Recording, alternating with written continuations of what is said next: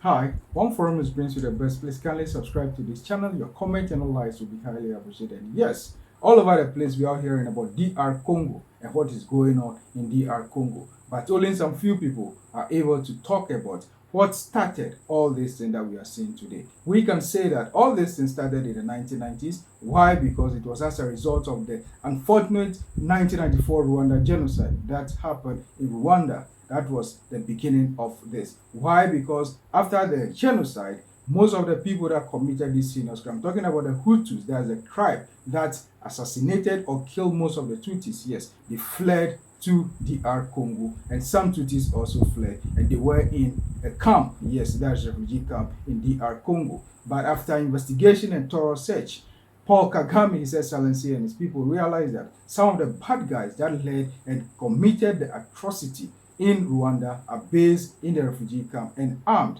So they contacted the international community as well as the then president of DR Congo, by then Zaire, that is Mobutu Sese Seko, to disarm these guys and arrest them, those that are supposed to be punished, But he wasn't in agreement with that because this is a guy that even at a point was richer than his country. I'm talking about Mobutu Sese Seko. So he wasn't ready to listen to the great guy, that is Paul Kagame of Rwanda, as well as what was happening then, or the leader then in Uganda, also that's President Museveni. Yes. So this sparks a lot of things. So what they decided to do was to bring together the enemies of Mobutu Sese Seko and some few guys to be able to topple or to fight him and to restore sanity in DR Congo. That was called by then Zaire. So they formed a group. We are talking about the Alliance of Democratic Forces for the liberation of DR Congo, for the liberation of Congo, led by Laurent Kabila and some other rebel leaders. Yeah, they fought so hard and they started this whole thing. As a result of that, they cannot just go smoothly.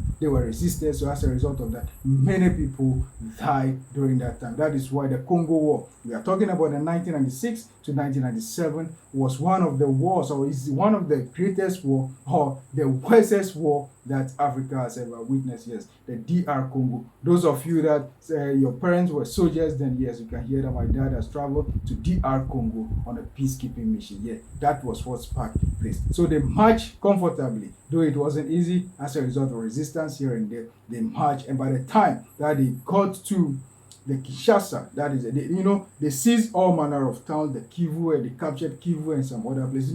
DR Congo is very big. Hey, if I can give a vivid description, some part of DR Congo, when you're flying from, that is when you are using aircraft from DR Congo, that's the eastern part of the DR Congo, to Kenya or to Rwanda or to Uganda, is even faster than when you are going to Kinshasa. Yeah, that is how serious it is. Even some portion of DR Congo have time that is different from some other portion, like 1 hour or 2 hours difference between them. Yeah, that is how large DR Congo is. So they march from their base through to Kivu. They captured Kivu, captured all the places. And when they were coming, Mobutu Sese Seko, he felt that, no, these guys, where they are, he's very far. There is no way that they will get to him. But at the end of the day, that is in 1997, they got to Kinshasa. By the time that they got there, the man that was all over the place fled away. So the great, that is Laurent Kabila, declared himself the president of DR Congo then. And he was the president from 1997 until he was assassinated in 2000, that is 2001. And what led to his assassination? Per the agreement, the help that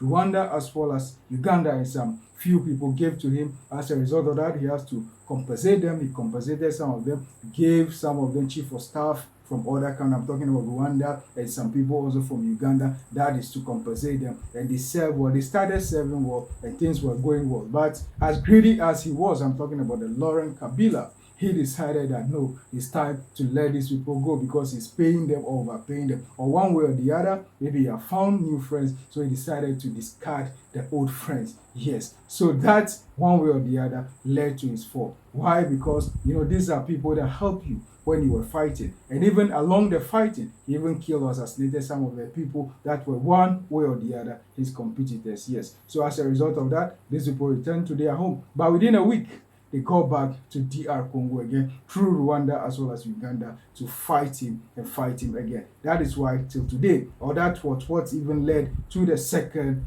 DRC war. Yes. So it's all about DRC as well as the Laurent Kabila himself. So the second war also was so tough, very difficult before Joseph Kabila took over just after the death of his father. You know, he tried to stabilize things and work with the United States of America and some other great countries for peace to prevail in DR Congo. But, you know, at the time, he has to fall out and he left the country. That is why now we have a new president, that is His Excellency, that's Felix. His Excellency Felix is now at the helm of affairs. And as we speak, these people that are fighting now, we're talking about today as we are all talking about it, yes, led by one great guy that is now, according to the report, is now a man that is under warranty or is warranted by, or he is being pursued by the soldiers, as a court martial here. He is now a wanted person, let me put it that way bluntly, that they are seeking for him. Well, this is a man at war, this is a man that is fighting. Initially, he made a comment that